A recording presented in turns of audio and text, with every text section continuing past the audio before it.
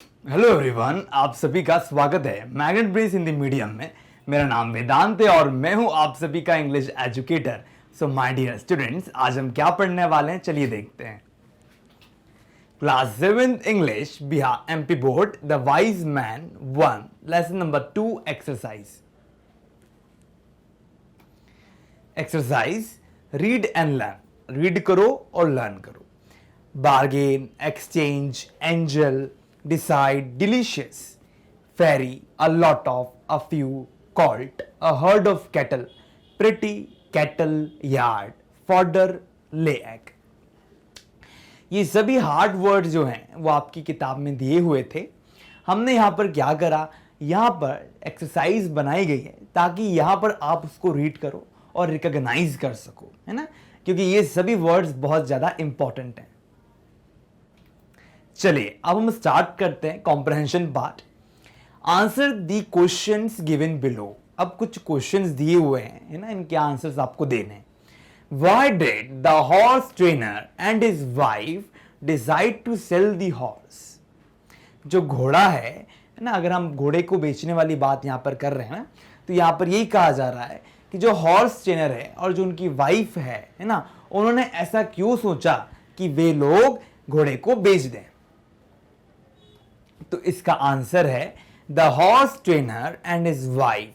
जो horse trainer है और जो उनकी वाइफ है वो ये डिसाइड करते हैं to sell the horse because, इसीलिए वो उसको बेचना चाह रहे हैं क्योंकि it ate a lot of fodder. अब वो क्या करता है, बहुत ज्यादा खाता है। एट करता है, बहुत खाता है। क्या खाता है, फॉडर। अब फॉडर क्या होता है, फॉडर यानी अगर आप देखो चारा, है ना, चारा देखा होगा ना आपने कि अलग अलग तो भूसा जैसा रखा रहता है, उसको चरते हैं कौन, गाय भैंस, इन सब लोगों को डाल दिया जाता है। तो वैसे एक फॉडर होता है घोड़े के लिए भी। तो घोड़ा भी क्या करता है, चारा खाता है, ठीक है। And it was expensive. और जो चारा घोड़े को दिया जाता है वो बहुत ज्यादा महंगा होता है और उसको खिलाने के लिए उन लोगों को क्या करना पड़ेगा, पैसा लगाना पड़ेगा। इसलिए वो लोग बिल्कुल भी खुश नहीं है। क्वेश्चन नंबर 2 है where did Bhola go to sell the horse. क्यों भोला जाता है घोड़े को बेचने के लिए।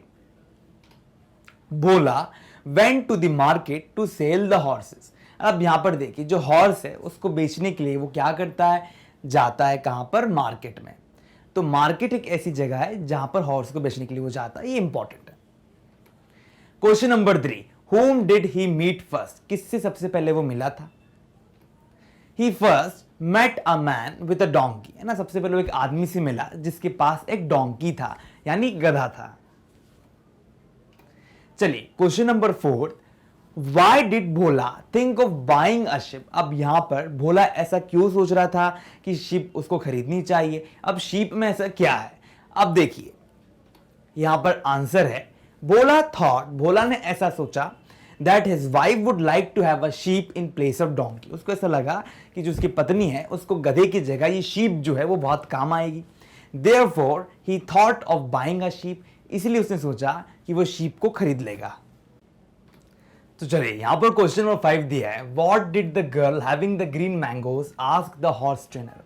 अब यहां पर जो लड़की थी जिसके पास ग्रीन मैंगोज थे उसने क्या पूछा हॉर्स ट्रेनर से। The girl having green mangoes asked the horse trainer whether his hen laid eggs। क्या उसका जो hen है जिसके उसके पास जिसको वो खरीद के लाया था वो अंडे देता है कि नहीं देता है। तो hen की ही बात यहां पर हो रही है।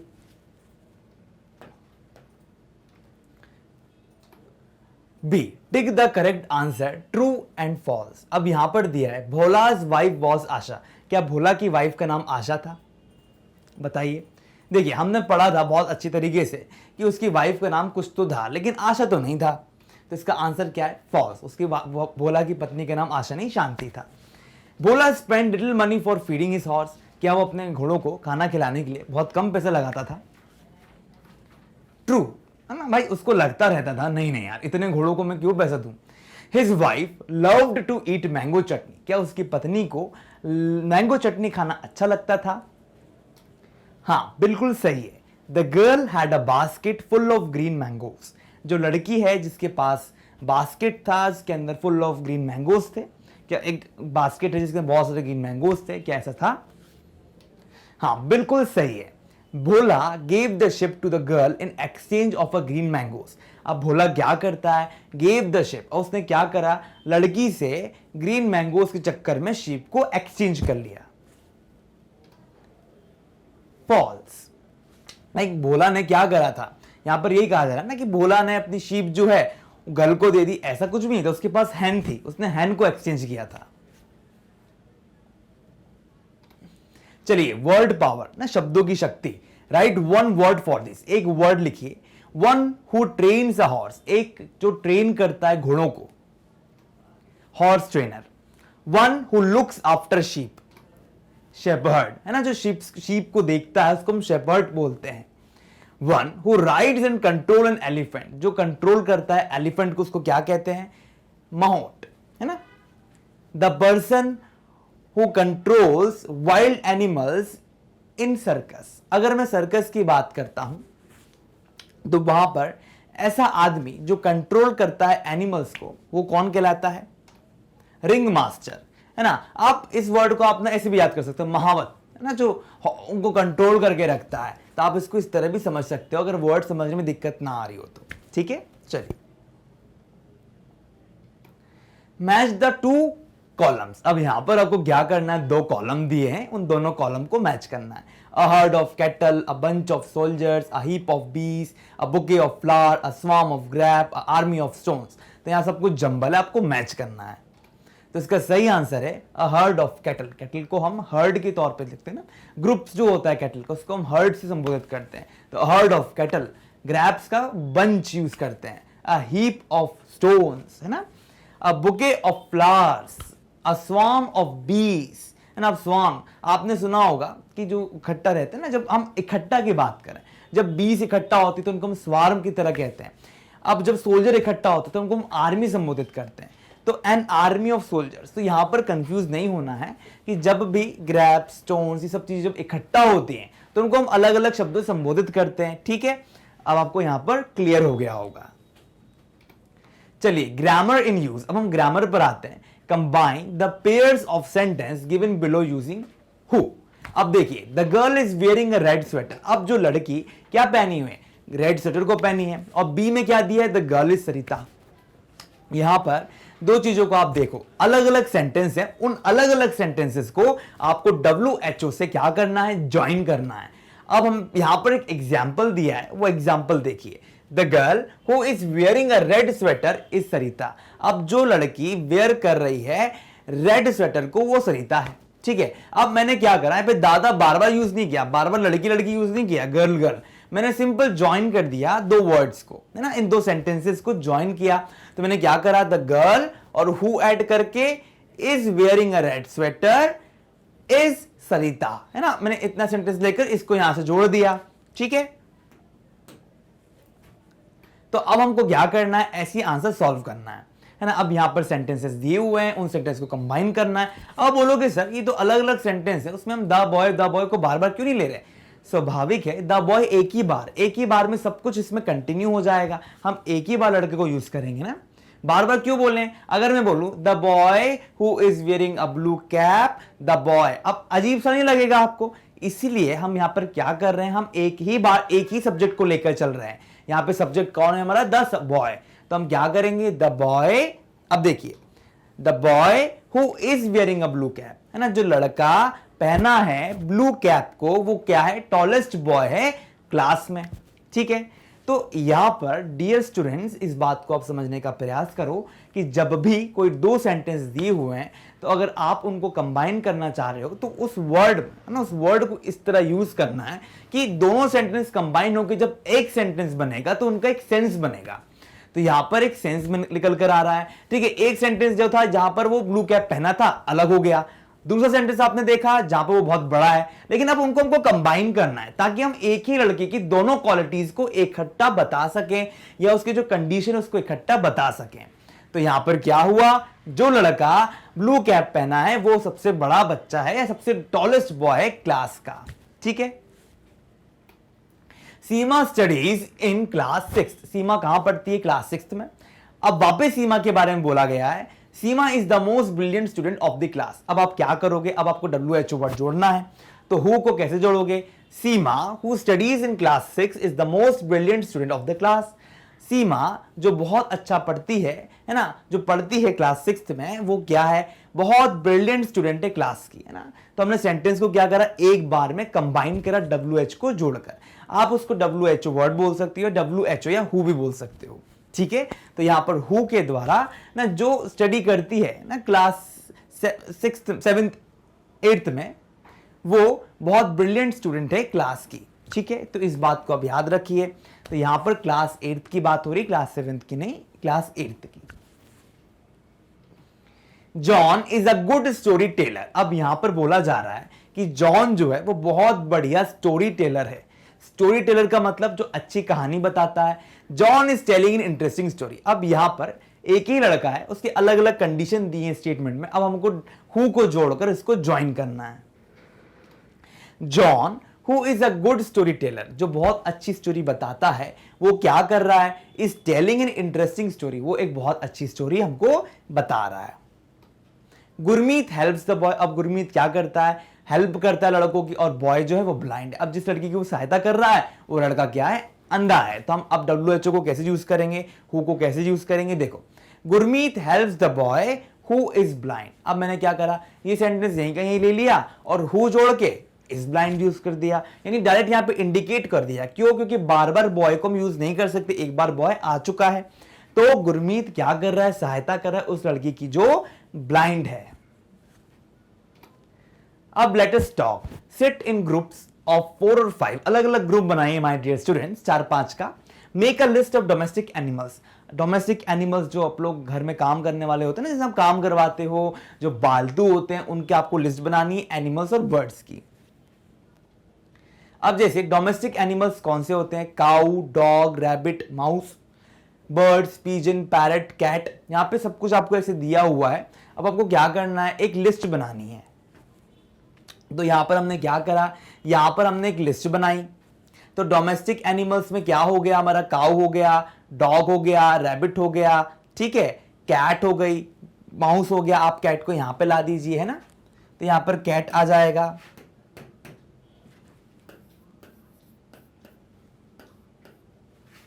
ठीक है, बर्ड्स में पिजन हो गया, पैरट हो गया।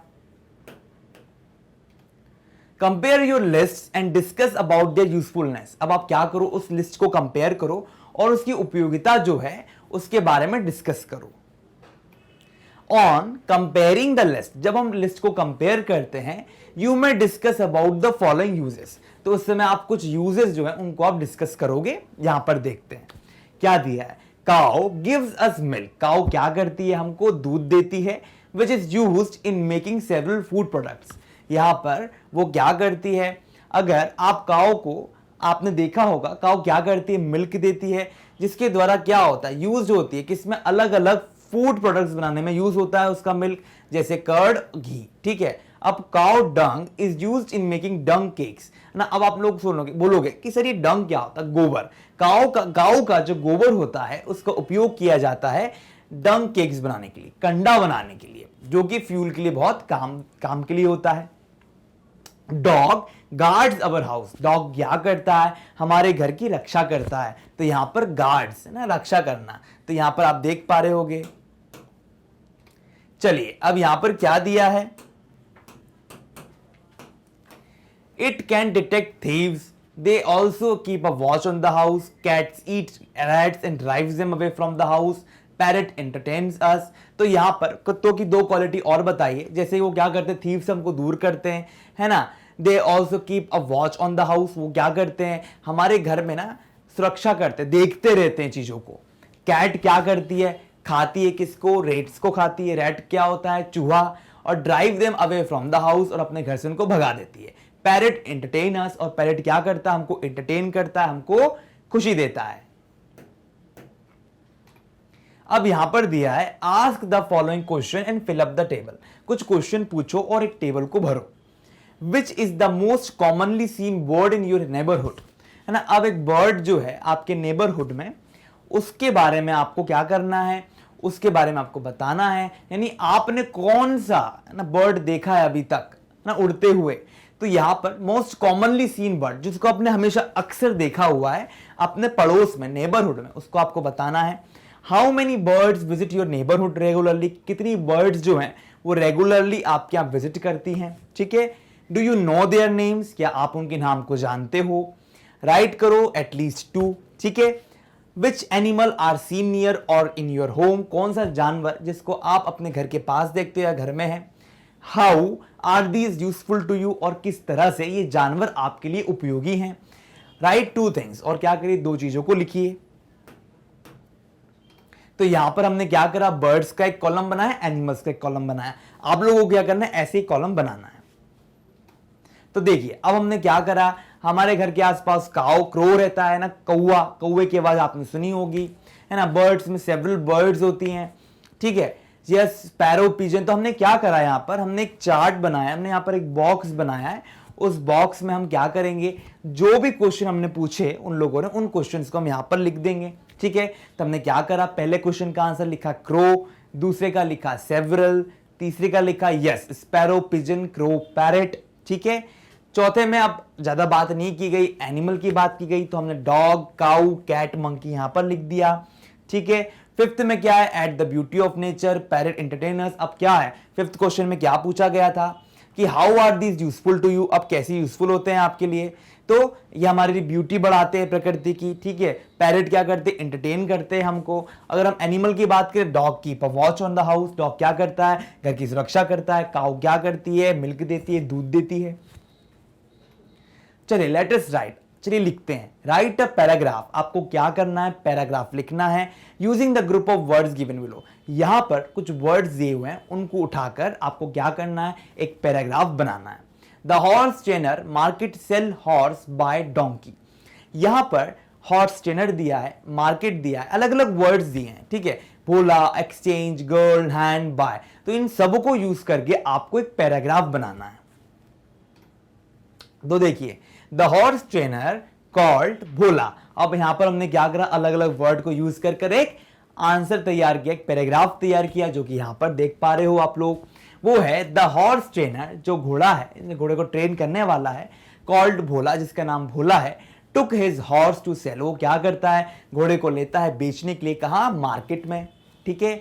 He first exchanged his horse, सबसे पहले वो अपने घोड़े को क्या करता है, एक्सचेंज करता है, किससे, डोंकी से। उसके बाद वो एक्सचेंज करता है किसको, डोंकी को, किससे, शीप से, और फिर शीप को एक्सचेंज करता है किससे, हैन से। देन शीप फॉर अ हैन। तो यहां पर हमने क्या करा, यहां पर हमने एक पैराग्राफ बनाया। तो इस तरह से आप लोग भी एक पैराग्राफ बना सकते हो। अब देखिए, when he saw a girl, अब यहां पर और भी वर्ड्स, इसलिए हमने क्या करा, उसको और जोड़ा।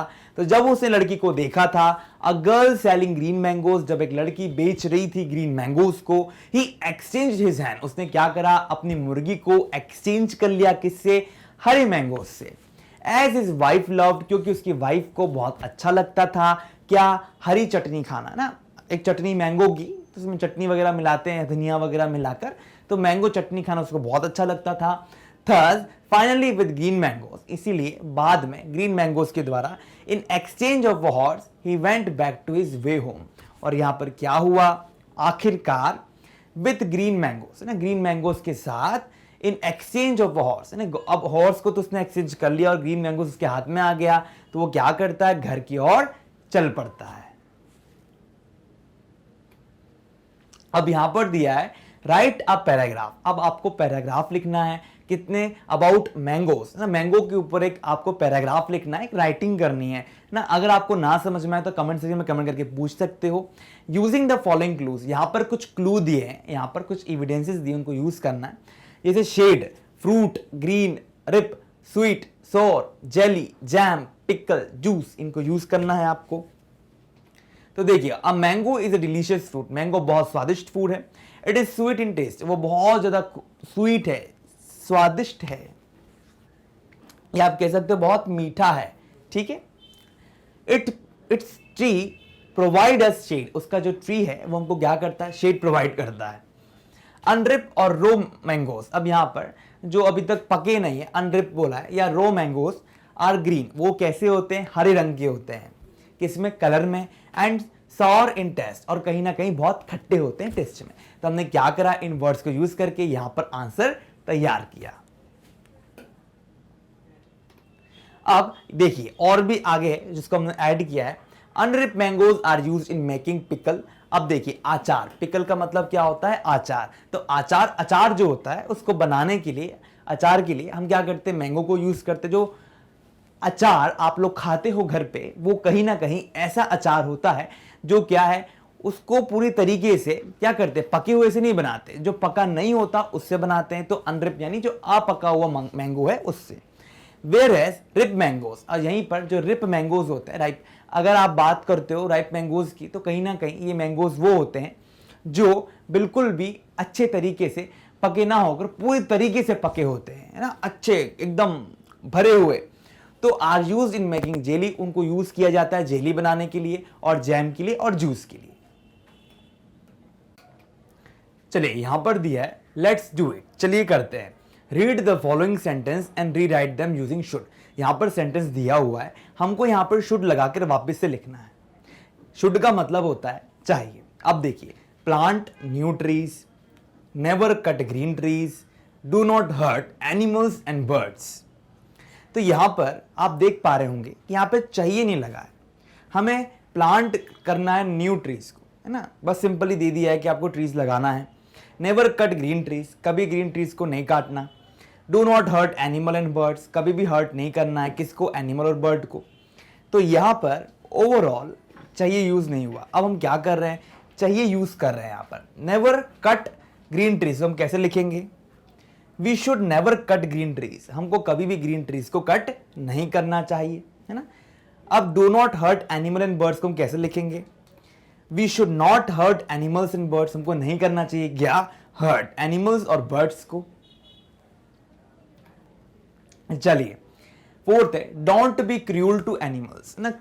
अब आपको क्रूअल नहीं होना है, बुरा नहीं होना है एनिमल के प्रति, तो हम क्या करेंगे, we should not be cruel to animals, हमको क्या नहीं होना चाहिए, क्रूअल नहीं होना चाहिए एनिमल्स के प्रति।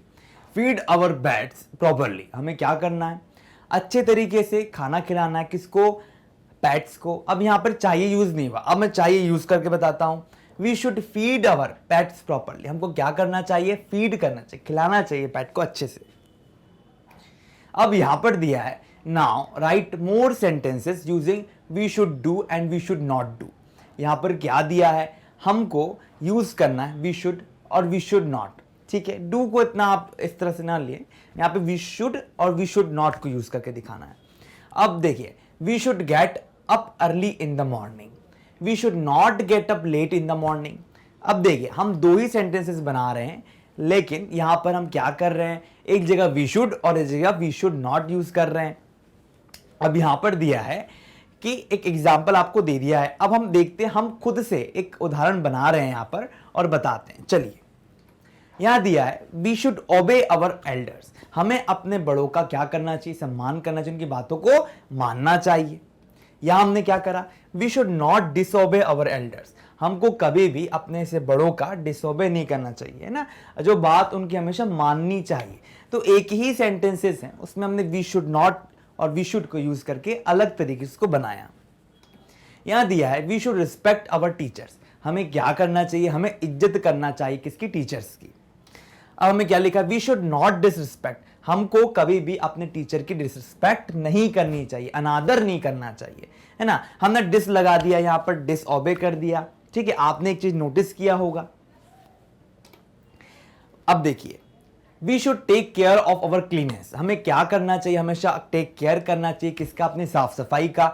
अब हम क्या करेंगे, अब हमको करना है वी शुड नॉट, तो हम क्या करेंगे, we should not be dirty, हमको क्या नहीं होना है, डर्टी नहीं होना है ना, हमको अच्छा नहीं लगना, अलग बुरे तरीके से नहीं दिखना है, डर्टी मतलब गंदा नहीं दिखना है, तो we should not be dirty, हमको गंदा नहीं होना है। वी शुड बी पोलाइट, हमें क्या होना चाहिए, पोलाइट होना चाहिए। We should not be rude, तो हम क्या करेंगे, हमको ज्यादा रूड नहीं होना चाहिए ना, लाइक हमें कोई भी अगर हम बात कर रहे हैं किसी से, तो उस समय हमको ना अच्छे से बात करना है, तो उसी बात को हमने क्या करा, शुड नॉट करके बी रूड लगाकर क्या करा, हमने एक ही सेंटेंस को अलग अलग तरीके से परिवर्तित किया, ठीक है। आपने नोटिस किया होगा इस चीज को। तो हमको रूड नहीं होना, बात वही है, आपको पोलाइट होना है और we should not be rude, तो स्वाभाविक है आपको पोलाइट ही रहना है।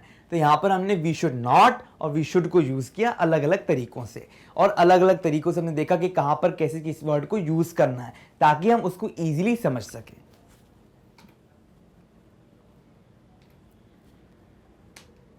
तो इसी के साथ माय डियर स्टूडेंट्स, यहां पर हमारा जो चैप्टर है ओवरऑल कंप्लीट हो गया एक्सरसाइज के सहित। इसके अलावा एक और अन्य जानकारी, हमारे पास सारे टॉप कोर्सेज अवेलेबल हैं। ओके डियर स्टूडेंट्स, आप हमारी वीडियो को लाइक करो, शेयर करो, सब्सक्राइब करो। आपका धन्यवाद।